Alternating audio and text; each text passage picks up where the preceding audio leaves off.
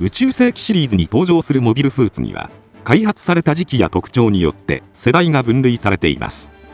主に、一年戦争時に誕生した第1世代から第5世代モビルスーツまでを第1期。宇宙世紀用120代以降に開発されたモビルスーツは第2期モビルスーツと分類されています。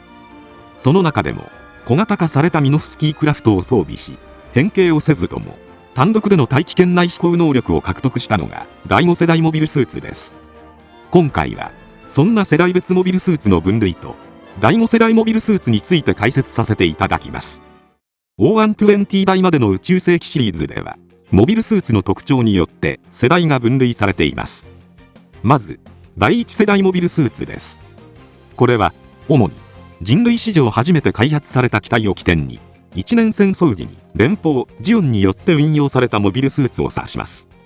ザクに代表されるジオン軍の機体はモノコック構造、ガンダムに代表される連邦軍の機体はセミモノコック構造を採用しており、機体の外部装甲と構造体が一体化しているのが特徴です。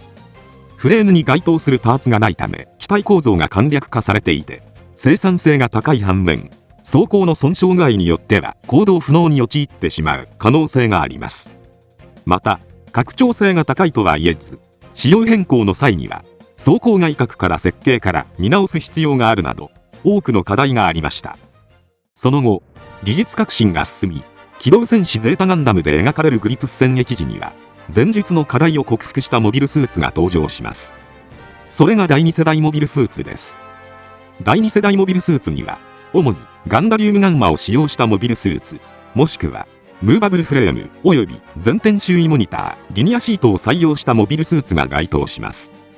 そのため、宇宙世紀80年代にアナハイムエレクトロニクス社が開発したリック・ディアスと、ティターンズ主導で開発されたガンダムマーク2が、この世代の始祖にあたります。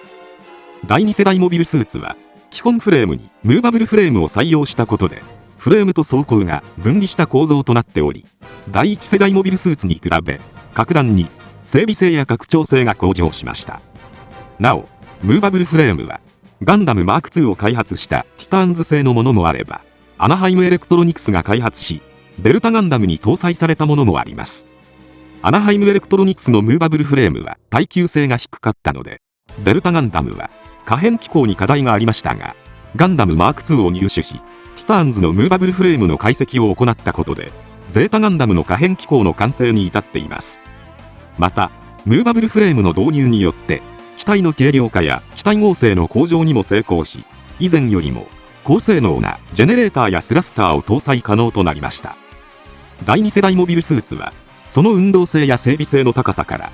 最もバランスのいい世代と考えられ、以降も、各勢力の主力モビルスーツは、第2世代をベースとして開発されていきます。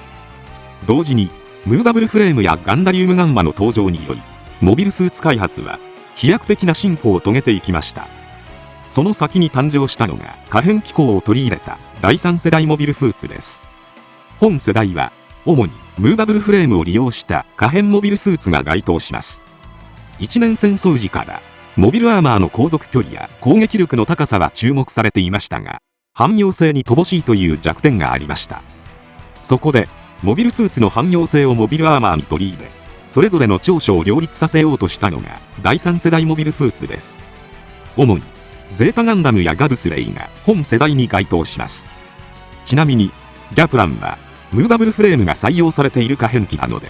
第3世代に該当するはずですが、ゲームガンダムバトルオペレーション2のフライルーラー2の解説では、第3世代モビルスーツが定義される前に開発された機体とされているので、どう考えても第3世代なのに第3世代も含まれない機体も存在するようです。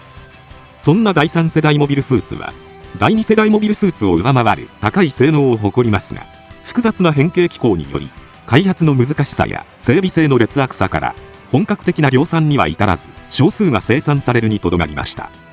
このように第3世代の時点で整備性の悪さやコストの高騰が問題視されていますが、お構いなしにモビルスーツは恐竜的進化を遂げていきます。そして機動戦士ガンダムダブルゼータで繰り広げられた第一次ネオジオン構想時に登場したのが第4世代モビルスーツです。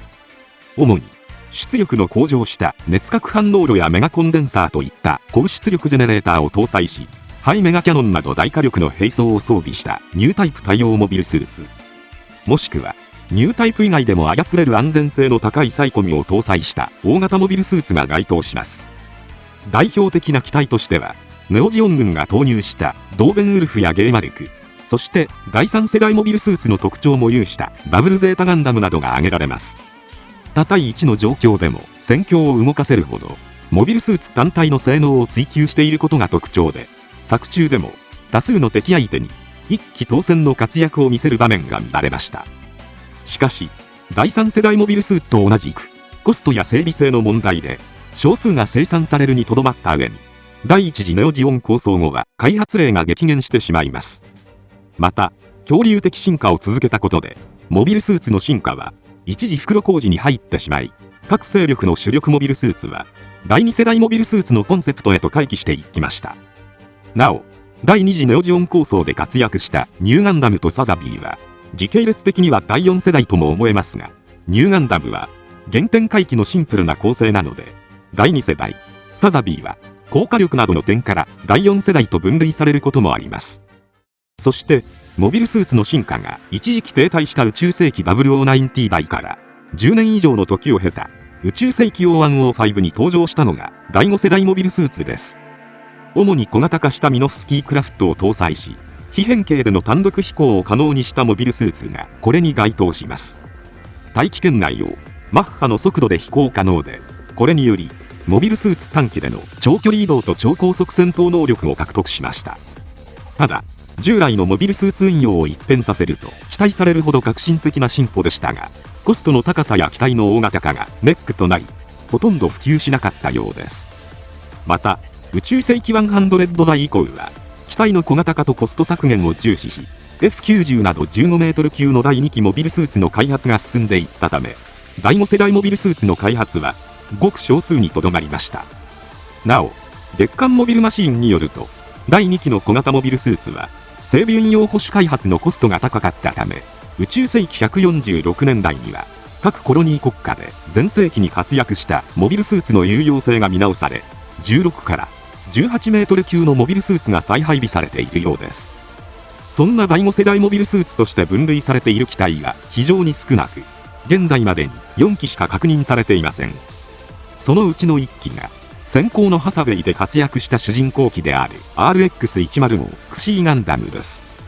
RX78 ガンダムが頭頂高 18.0 メートルだったのに対し、クシーは頭頂高26メートルにも達する大型のモビルスーツで、反地球連邦組織のマフティーナ・ビー・ユエリンがアナハイムエレクトロニクス社へと秘密裏に発注したミノフスキークラフト搭載機となっています。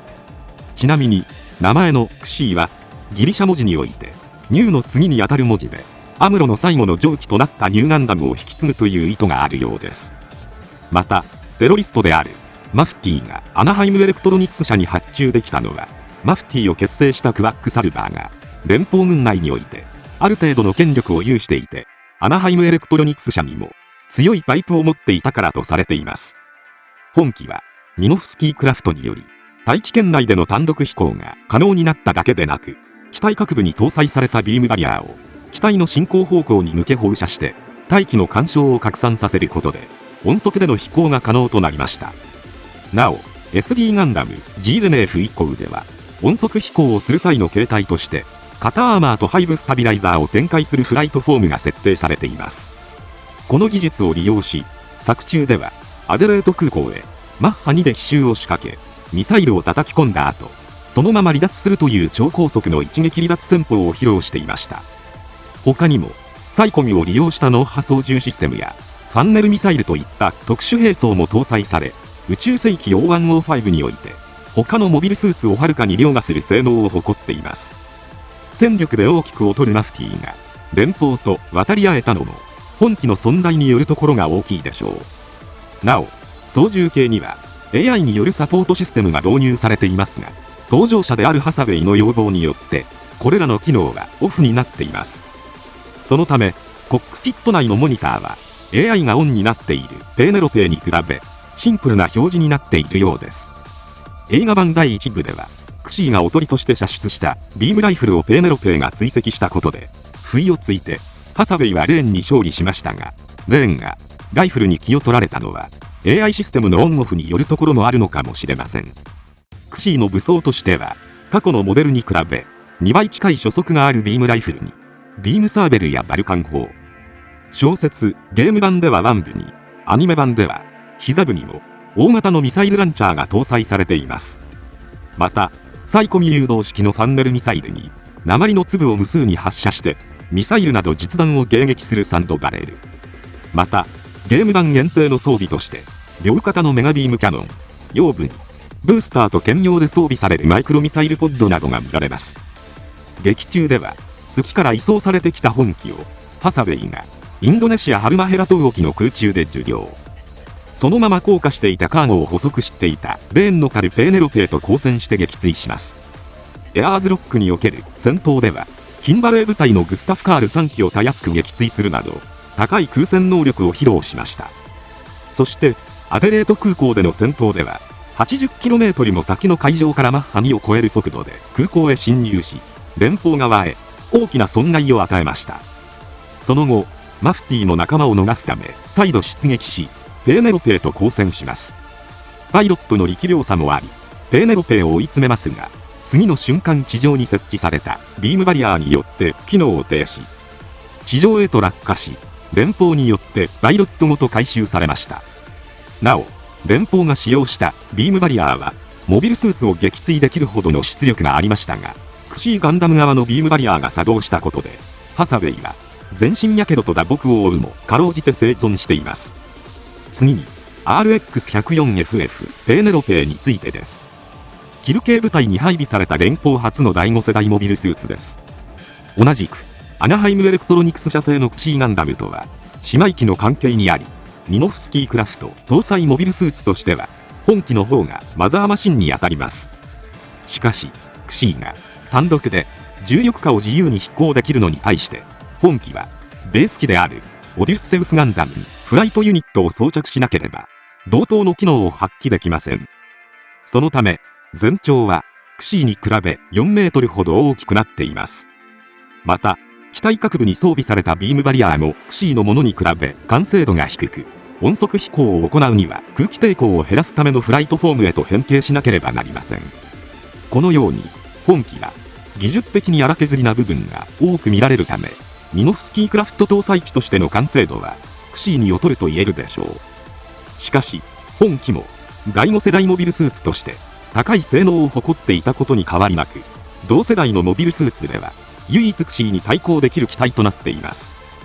武装としてはサイコミと連携し企画した相手へ攻撃できるビームライフルや腕部のコンポジットウェポンユニットに装備されたビームサーベル、メガ粒子砲にミサイル、剣部には2機のメガ粒子砲、機体各部にはクシーと同型のファンネルミサイルが装備されています。なおオデュッセウスにフライトユニットを装着した姿がペーネロペーという設定は原作にはなく、アナハイムエレクトロニクスガンダムヒストリー2002カレンダーで初めて公開されました。ちなみに本体であるオデュッセウスの名前はアナハイム製ガンダムの開発開始から20年の時を経てミノフスキークラフト搭載機の開発に成功したことを、ギリシア神話の英雄オデュッセウスがトロイア戦争終結後20年間の冒険を余儀なくされたという逸話になぞらえたものとされています。劇中ではマフティーによる多世代ホテル襲撃の際にレーンと共に初陣を飾り、ガウマンのカルメッサーロ核に貢献しました。その後インドネシアハルマヘラ島沖における戦闘で月から地球へと降下してきたクシーガンダムと交戦します。最終的にハサウェイのビームライフルを用いた作戦にはまってしまい、ファンネルミサイルで撃墜されてしまいました。しかし機体は大きく損傷したものの、レーンは奇跡的にほぼ無傷で生還します。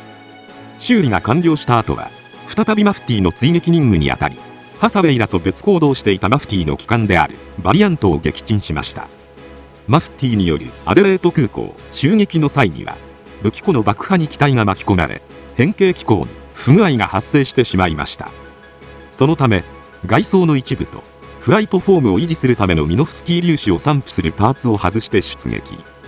パイロットであるレーンの操縦技術、機体の性能面ともにクシーとハサウェイに劣っていましたが、なんとかビームバリアーが設置された場所まで誘導し、クシーを鹵獲することに成功しました。こうして第5世代モビルスーツとしてはクシーとペーネロペーが活躍しましたが、その後 F90 など15メートル級の第2期モビルスーツの開発が進んでいったため、第5世代モビルスーツはその姿を消しました。しかしこの頃もう一つの第5世代機が開発されており、約100年後の宇宙世紀203年にその姿を見せることになります。それが RX110 ゾーリンソールです。本機は月刊ニュータイプで連載されていた小説ガイアギアに登場する機体です。アナハイムエレクトロニクス社によって開発された第5世代モビルスーツの発展機で、マフティー・ドーランの5年後となる宇宙世紀を暗転にロールアウトしました。作中ではバーム税源からシャアのメモリークローンであるアフラン氏のために用意された遺産と語られています。宇宙世紀王105以降、反地球連邦運動も一時的に沈静化し、大きな戦乱がない時代が訪れました。そのため新型機の開発計画は縮小傾向にありました。しかしゾーリンソールは当時の最先端技術を盛り込み開発されます。こうして本機が開発されたのは、シャア存続計画を推進する G 機関、後の反地球連邦運動組織メタトロンによる連邦政府とアナハイムエレクトロニクス社に対する働きかけがあったと推測されています。事実、宇宙世紀王1.0以降にモビルスーツの運用コストの見直しが行われ、膨大なコストがかかる大型モビルスーツの開発は中断されました。そのため正式採用される見込みのないゾーリンソールのような高級機が開発された事実が、シャア存続計画の一環として組み込まれていたことを示唆していると考えられています。こうして開発に莫大なコストをかけた本機は、機体アビオニクスの換装やサイコミの調整等を行っただけにもかかわらず、100年後に開発されたマンマシーンと互角に戦える高性能機として完成しました。また本機は全長 20.8 メートルとクシーガンダムより8メートル近く小型ながら、第5世代モビルスーツの特徴であるミノフスキークラフトの搭載に成功しており、マフティー・ドーラン後の技術の進歩がうかがえます。武装としてはシールド裏にニューガンダムに搭載されていたフィンファンネルを小型化したゾーリンファンネル、両肩と背中に航続距離が長いロングフィンファンネル、腰部にはファンネルミサイルが6機とサイコミを生かした武装が多く搭載されました。また貫通力の高い多弾性軽削薬弾を超高速で打ち出せるエレクトロケミカルガンを装備しています。作中では開発後約1世紀にわたって香港の廃ビルにモスボール状態で隠匿されていました。その後バームの手によってアフラン市へと譲渡され、地球連邦警察機構特捜第13課香港マハのヘリコプター迎撃に使用されます。その後宇宙へ上がるためのシャトルジャックにも投入され、そのままアフラン市と共に宇宙へと上がりました。宇宙へ上がった後はアフラン市がガイアギアアルファへ乗り換えたためメッサーネットの上記となります。しかし香港マハのギッズニースとの戦いで左腕部が破損してからは、1世紀前の機体であることが災いして予備パーツを調達できず、修理されないまま放置されていました。その後クリシュナパンデントの捜索のためジョースレンが本機に登場して独断で出撃。クリシュナの救助には成功するも、帰還する途中で遭遇したウルーリアンのギッズギースとの戦闘でコックピットをビームライフルで焼かれて撃破されています。そして最後に新時代の第5世代機 MSA0120 俗称フリーダイヤルについてです。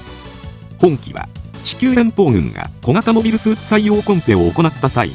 サナリーの F90 への対抗馬としてアナハイムエレクトロニクスが提出した機体となります。ガンダム作品の機体とは考えにくいほど独特なデザインをした本機ですが、漫画ガンダム F90 ファステストフォーミュラにおいてゾーリンソールが MSA0120 の素体となったモビルスーツということが明かされました。ただしデータには RX110 というコードしか残されておらず、予算取り用のダミー機体と解釈されています。漫画内の描写を見る限り、ゾーリンソールが MSA0120 の素体と見て良さそうなものの、断定はできないようになっています。MSA0120 はトウ長高 15.0 メートルと小柄な機体でありながら、ミノフスキーフライトを搭載することに成功した機体となります。またメガブーストという瞬間的に出力を上げて機動性を高める新技術が搭載されているので、爆発というリスクを抱えているものの F90 を圧倒するほどの機動性を発揮する場面も見られます。武装としてはミノフスキークラフトの性質を応用したとされるハイインパクトガン、ビームサーベル、ファンネルミサイルを持ちます。また武装設定上はハイパーメガランチャーを持つとされています。名称不明だった本機ですが、機動戦士ガンダム F90 マステストフォーミュラでは開発主任がドライムという名称で呼んでいたことが明かされました。作中では強奪された本機が F90 やキャノンガンダムなどと幾度も交戦し、その性能の高さを見せつけています。またツインアイに換装されたドライムアクティブという機体も登場しています。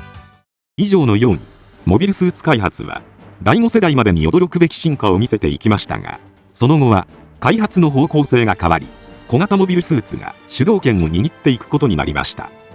ミノフスキーフライトは飛行能力を付与するという最高の技術の代わりに小型化が難しいという欠点を抱えていましたが、フリーダイヤルという小型機にも搭載できるようになったことから、宇宙世紀用120頃にはその欠点は解消されていると思われます。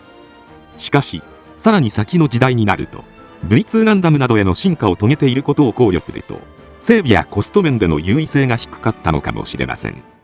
余談ですが、現在上映を控えている先行のハサウェイ第2部ではまだ新機体はお披露目されていませんが、ガンプラ商法的に考えれば間違いなくクシーとペーネロペイの新装備が登場すると思うので、2機の新たな空中戦が見れる日も近いのかもしれません。今回は以上となります。チャンネル登録されるかはお任せいたしますので、もしよければもう一本動画を見ていただけたらとても嬉しいです。最後までご視聴いただきありがとうございました。